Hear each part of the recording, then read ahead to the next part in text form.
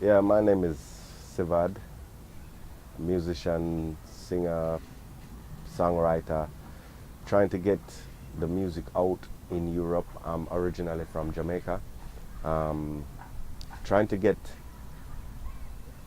the listening ear of the European people to my music, yeah, to the album that I've re-released in Europe, trying to get more recognition here, and also working with a couple producers here to change the sound of my music.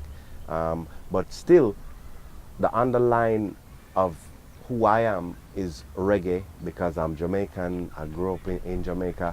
I lived in the United States for a couple of years, and basically trying to do the music in the West was one thing, but now I'm trying to get it into Europe, into the East, and I think that's a good look for reggae music and for Jamaicans on a whole, because if I can open this door for people here for my kind of music and get more people to listen, then I think that's a good thing. Um, Also, you know, it's nice here, and the music scene is not. It's mostly pop rock and punk music, but I'm trying to expose them to the reggae music of Jamaica and trying to bring forward the culture of Jamaica. So now, I mean, starting out, I've been doing music for like 20 years, 21 years now. Started out singing with a band by the name of Step by Step Band, who now tours with Cocoa and Tony Rebel, a couple of the big names are out of Jamaica. Now I'm trying to launch a solo career outside of the band, and that's where the album came in for the Every Day is Like Valentine. That album, I think, is a mixture of genres of reggae, dancehall, the R&B, pop, but it's mainly focused on Jamaican music, the authenticity of the language, the patois, and yeah. So in Europe, hopefully, I can get the people to gravitate to more reggae music and to accept the culture of Jamaica here, and to understand that the reggae music that they know, which they mostly know Bob Marley and the Marley Kids,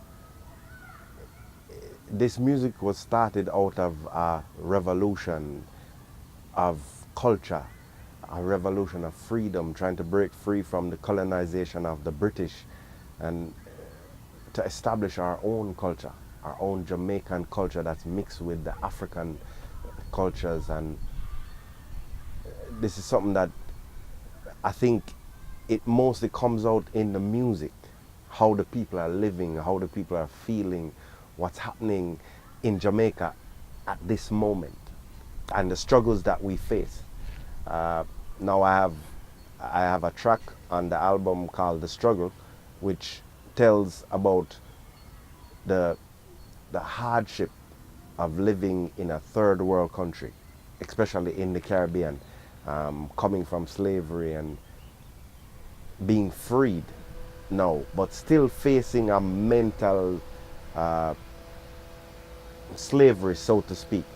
Yeah, and this kind of the music is how the people get to tell their story, basically, yeah, of their struggles and of the adverse environments that we have to face.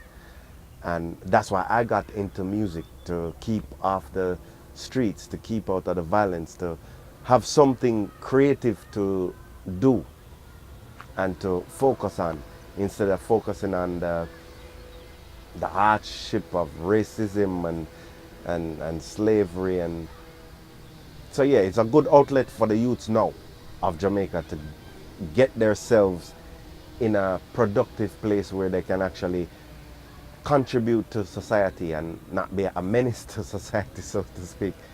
Um, but yeah, that's the music for me. And that's how I started out. I started out trying to find something that I could express myself through. And in my life, I stutter a lot. And the only thing that I could do to not stutter was to sing. Because when I sing, I don't stutter. So that was a good thing for me. I started singing from I was like 5 years old. Um, because I stuttered a lot when I was younger. I could hardly speak, so it was better for me to sing, that I could express myself, that people could actually understand and not ridicule me because of my stuttering. So that's where the music started for me, and in Jamaica, and doing that was fulfilling for me up until now. It's like my love, it's my passion. If I'm not doing music, then I'm miserable. I'm unhappy. There's no joy for me without music and being creative. And I mean, back in the day, I was just an artist, a singer. But the struggles that we had in Jamaica with the studios is that sometimes you'll be at the studios for weeks, months, and nobody would even see you. And I didn't like that. I didn't like that because I wanted to be seen. That was my aim, was always to be seen, to be heard. And I didn't get that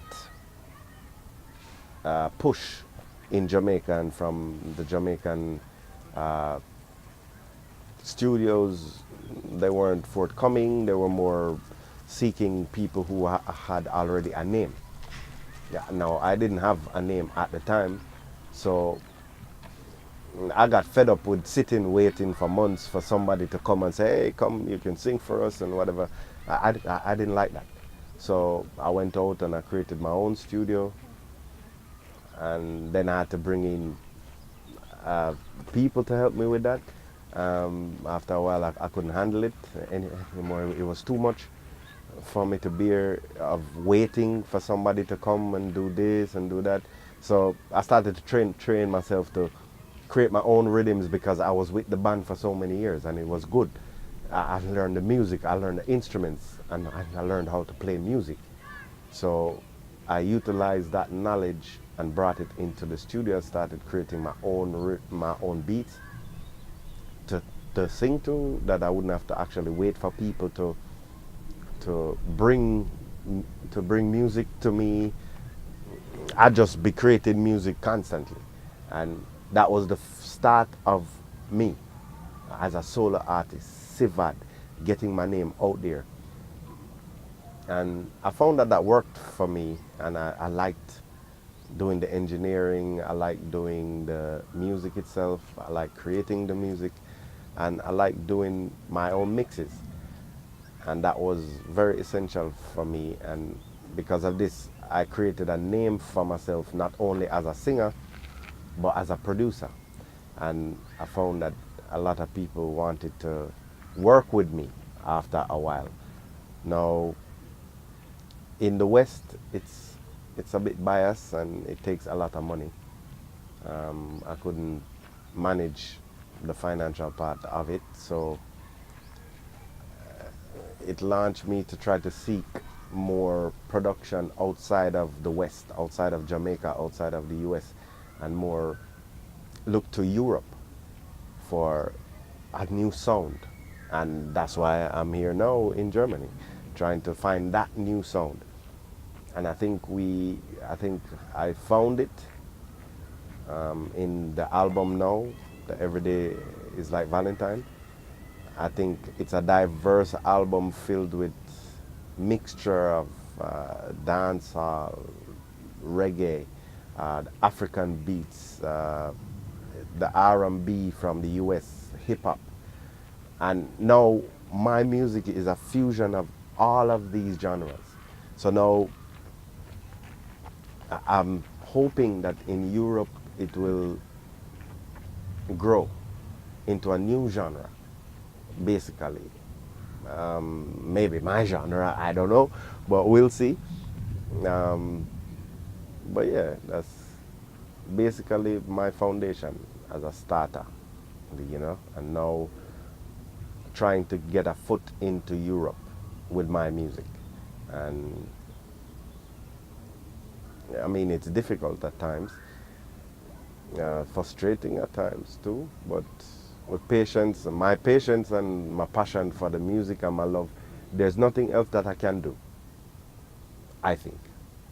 I think if I set my mind to do anything, I can, but where my passion and my heart is in the music, and that's where I want to be. The young people will see a lot of the cultural difficulties that we as Jamaicans face in a third world country. Um, they'll see the diversity of our music, the culture of Jamaica. It's all embedded in the album. And now I'd love to, I know most young people in Europe now, they like the punk rock, and I'm trying to also do a couple songs within that genre, but still telling the story of the Jamaican culture and the racism that we face in the West, which I know is different here, but at least they'll have an understanding of what we as Jamaicans or third world people face in these first world countries, and the difficulties of our culture and being Africans taken from Africa and brought to the Caribbean. Then I think they'll understand more of the hardships and the struggles that we have faced. Also, I don't try to do all my music to be depressive or to make you feel heavy. I try to make it in a way that is happy-go-lucky, but at the same time, there's a message behind it. Yeah. I also find that myself, I like doing love songs. I like doing songs about relationships, about the difficulties that men and women face in relationships. Yeah. And I think that's, I try to do music that deals with the everyday living of everyone. So everyone can connect to my music because everyone has something within it that they can say, okay, yeah, that happened to me. Or, or, um, or yeah, I can relate to that. I have a friend who went through that, or, some relationship problems, or just general things. And because I write based off my own life. So most of my music is based on what's happening with me. Yeah. And sometimes on occasions there'll be a friend who has an issue, and I find it fascinating and I write about it. And that's, I think, that's me in a nutshell in terms of writing and what I create. And yeah, I create what I see. And what I see is everyday life of everyone. So everyone can relate to something in the album. For me, myself, I think I'm a more, uh, I'm an advocate, I'm a rebel, and I'm a revolutionist. But maybe not a revolutionist in the sense of to say, I fight for the equality and justice for all. And I also think that life is not just about that. It's also about relationships between people, love relationships between couples. And I think my message will be for everyone is love, that love is the key. And love is the answer for everything. There's nothing else. There's two options in life. Is either you're going to live your life in fear or you're going to live your life in love. And I think most people that have racism in their hearts or hatred or that the violence in them, that comes from fear. That's where all these negative emotions come from fear. Yeah. So I think if people want to be happy, and I think all people on the planet wants to be happy, yeah, I think love is the way. And love brings all the emotions of joy and happiness and all the things that we aspire to be, which is happy. Yeah. And if looking at every situation, if you look at it and you say to yourself, okay, how am I going to deal with this? Am I going to fear this or am I going to love it? Okay, I'm having a bad day. I'm probably living on the streets or whatever. But do I see it as a problem, or do I see it as, oh, it's just life and it's an experience and I'm living and it doesn't matter? Yeah. Then you'll find joy in it. And I think we can find joy in every situation on this planet, be it good or bad. But it's how you see it. And is your interpretation of what you're going through, what you think of the situation. I think that's the problem. And if you think of it in fear, then you're going to hate it, you're going to be angry with it, and all the negative things will come from it because of how you're thinking about it and how you're thinking about life. In my perception of life is just a journey. And it's all a part of what is to be. And what I can't change, I don't worry about that. What I can change, then I put out the effort to change it. But what I can't, whatever. It's a part of my journey. And my journey will always be of joy, no matter what happens, no matter what the outcome is. And I know my outcome. My outcome will be what I make it be, or what I make it to be, or what I think of it. And I think thoughts is a powerful thing.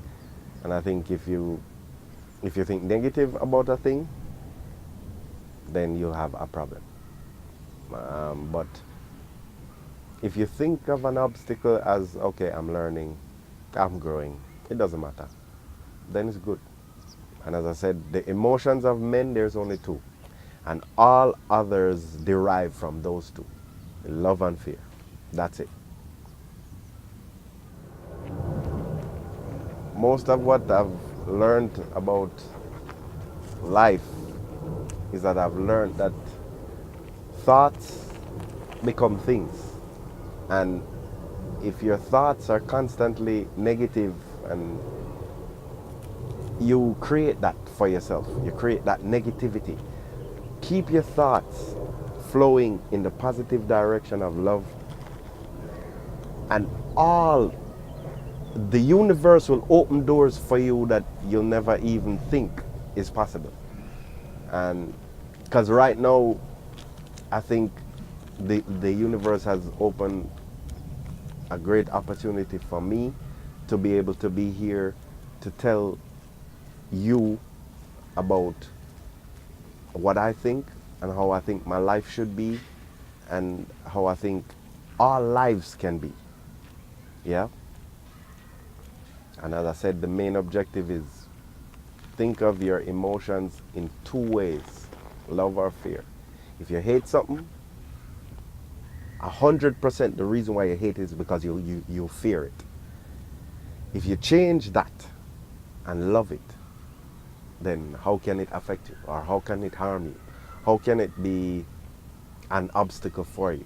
Me going into music was a great obstacle for me, especially in Jamaica. Most of my family thought I was doing the wrong thing. They thought it's best if I do a 9 to 5, it's best if I do a normal job, because the music is so competitive that maybe you might not make it. But that was never in me, that I can't make it. It's always in me that I will make it, and I have to make it as long as I decide that I will make it. And that would be my message for all young people today is know your your emotions, know what you want, and go for it. Don't let anybody tell you that you can't. That's the first mistake that people make, is they listen to people and people utter it. A lot of these people that speak, they can't do this. And they never know what it will take to actually achieve the things that they want to achieve. And that's why they're constantly thinking negative. And when you mention things to them that is positive, the first thing they say, how are you going to do that? That's the question of most people. How are you going to do that? It's not how. That's not the question. The question is when. And that is what we should all keep in mind. It's not how, it's when. Because the universe will open all the doors for you to do whatever your mind can conceive. And with my music, that's how I think. I think, okay, I might not be Jay-Z or Bob Marley or whatever, but they were like me once, yeah? Trying, striving, not knowing if it can work, but they made it work because they thought that it will, and not how or can I. Never ask that question, how or can I? Just do it. My father, he's a pastor. Huh? I grew up in Christianity, yeah? But I grew up with that. I grew up reading the Bible and reading all of that. And then I thought to myself, but every religion preaches love, yeah? But yet, each one thinks the other is not the right one, right? So now I've abandoned the religion altogether. I believe in God, but I don't believe in religion. I believe that religion is the division of people. And I believe it will be the destruction of humanity if we don't be careful. Because God is universal. He's not in one place. He's everywhere. He's in all of us. Once you have life, there's God there. And once you have love in your heart, He's there. And it doesn't matter your religion, your race, or your creed, or culture. It doesn't matter. He's everywhere. And we're here only for experiences of life. This is just a journey, yeah? And this is just another experience for us to experience. And if we concentrate on the individuality of each one, I think that's a division within itself. And that is not beneficial to man, because we're men. One, men. Not a white man or a black man or a Chinese or a Japanese. We're men. We're human beings. Yeah? Created by one God. We weren't created by different gods. Some people weren't created by this God or that God. We were created by one God. So therefore, religion within itself is a fallacy. It's not good.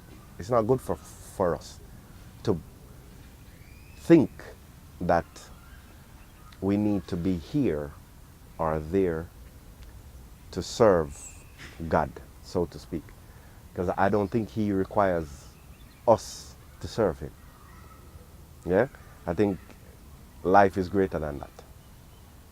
I think we're here for the experience, and we should just live and enjoy. Life is like a roller coaster. Sometimes it goes up and you enjoy the going up, but sometimes it comes down and it gets scary. But that's life, and that's what makes it fun.